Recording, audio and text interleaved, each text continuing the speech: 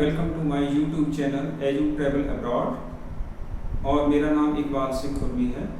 आज हम बात करने जा रहे हैं how to prepare your visa file. आज उसी के बारे में बात करेंगे। ऑलमोस्ट सभी कंट्री के लिए वीज़ा फाइल एक जैसी ही बनती है, जैसे कि US, Canada, Australia, New Zealand, England. इनकी ऑलमोस्ट जो डॉक्यूमेंट्स प्रिपेयर करने होते हैं वो एक जैसे होते हैं। प्रोसेस में थोड़ा बहुत फर्क हो सकता है, अदरवाइज सेम ही होता है। तो मैं आपको रिक्वेस्ट करूंगा कि ये वीडियो आप एंड तक देखें, ताकि जो आपके माइंड में क्वेश्चन कंसर्न है ये वीडियो देखकर वो क्लियर हो जाएं और आपके जो वीज़ा मिलने के चांसेस हैं वो बढ़ जाएं और कंपैरेटिवली रिफ्यूज़ल के चांसेस कम हो जाएं।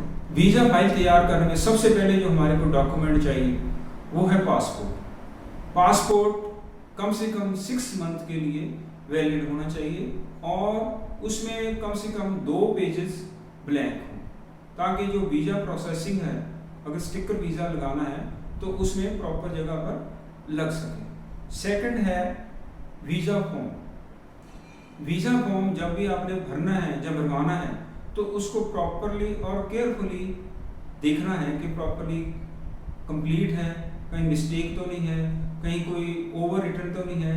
ये छोटी छोटी बातों का ध्यान आपने अपने एप्लीकेशन फॉर्म में रखना है, ताकि वीज़ा काउंसलर जब आपकी एप्लीकेशन को देखे, जो एप्लीकेशन फॉर्म है, तो उसको कहीं भी कोई कमी ना मिले।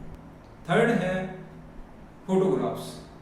जितनी भी फोटोग्राफ्स आपको ज़रूरत है उससे 2-3 एक्स्ट्रा आपके पास होनी चाहिए, ताकि वीज़ा प्रोसेसिंग जो फाइल आपने तैयार कर रहे हैं उसमें अगर कुछ 1-2 खराब भी हो गई हैं तो आपके पास अगर एक्स्ट्रा होगी तो आप उसको उसी टाइम यूज़ कर सकते हैं। नेक्स्ट है आपका कवरिंग लेटर। कवरिंग लेटर का मतलब क्या होता है?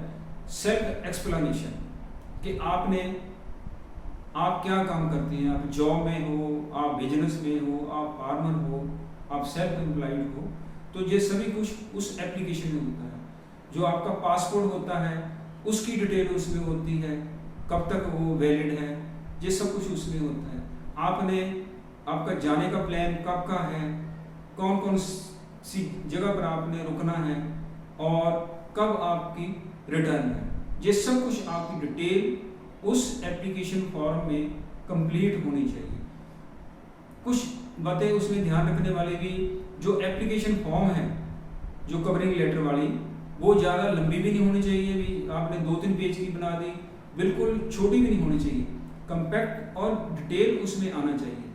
ज़्यादा से ज़्यादा 1-1.25 पेज, 1.5 पेज में आप अपने कंप्लीट अपनी डिटेल उस जो कवरिंग लेटर है उसमें तैयार करनी। नेक्स्ट और इम्पॉर्टेंट डॉक्यूमेंट है बैंक स्टेटमेंट्स। आपने कुछ कंट्री जो 6 मंथ्स की बैंक स्टेटमेंट मांगते हैं, कुछ कंट्री 3 मंथ्स की मांगते हैं।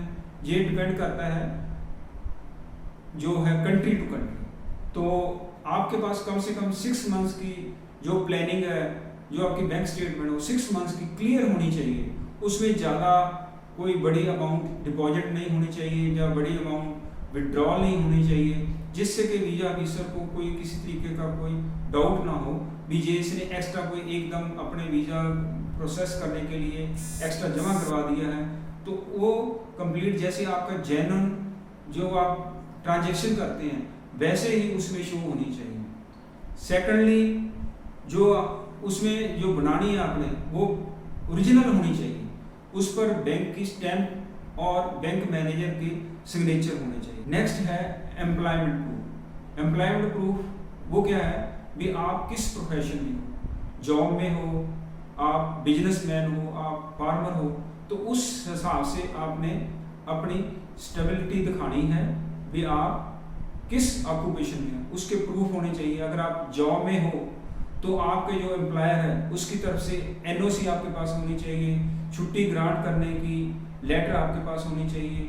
अगर आप बिजनेसमैन हो, पर्सनल आपका अपना प्राइवेट अपना बिजनेस कर रहे हो, तो उसकी रजिस्ट्रेशन आपके पास होनी चाहिए, जीएसटी नंबर आपके पास होना चाहिए अगर आपका जीएसटी में आता है, या म्यूनिसिपल कॉरपोरेशन के डॉक्यूमेंट्स आपके पास होने चाहिए। अगर आप फार्मर हो तो आपके पास जे फार्म होना चाहिए। नेक्स्ट है एसेट्स।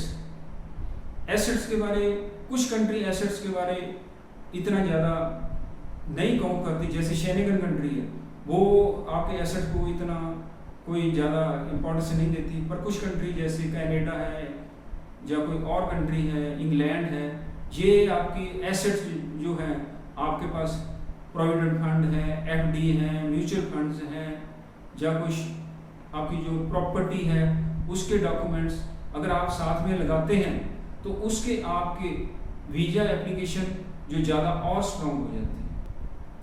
नेक्स्ट है आइटिनरी।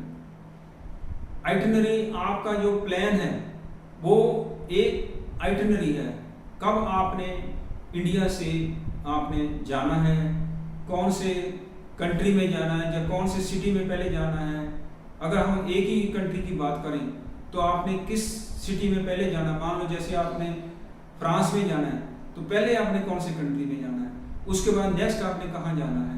अगर आप मान लो किसी शेनेगन कंट्री में जाने हैं तो 2-3 कंट्री का इकट्ठा प्लान भी बन जाता है। जैसे मान लो आप पहले फ्रांस चले गए, उसके बाद आप स्विट्जरलैंड चले गए, या उसके बाद फिर आप इटली चले गए, तो वो सारा कुछ आइटिनरी में शो ना होना चाहिए। जो आइटिनरी आपने बनानी है वो आपकी जो एप्लीकेशन फॉर्म भरा है उसके साथ आपका मिलना चाहिए।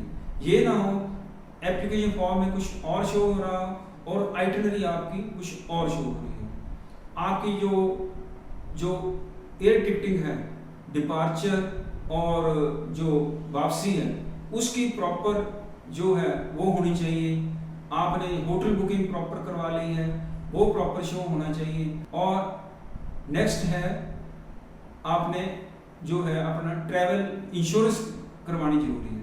बहुत से कंट्री ट्रैवल इंश्योरेंस मांगते हैं।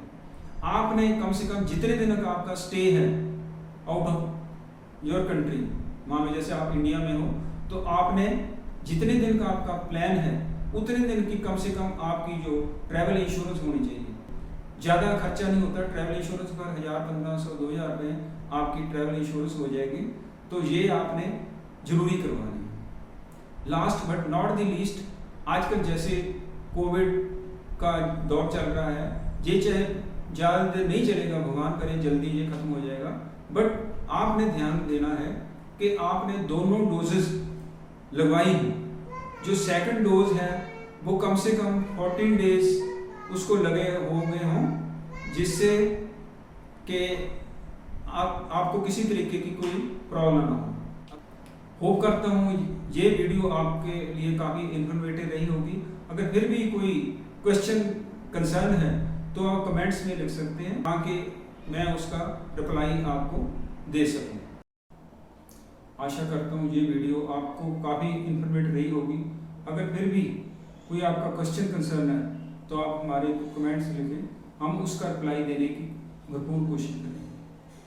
एंड में आपका कीमती समय देने के लिए आपका धन्यवाद। Have a nice day. Bye bye.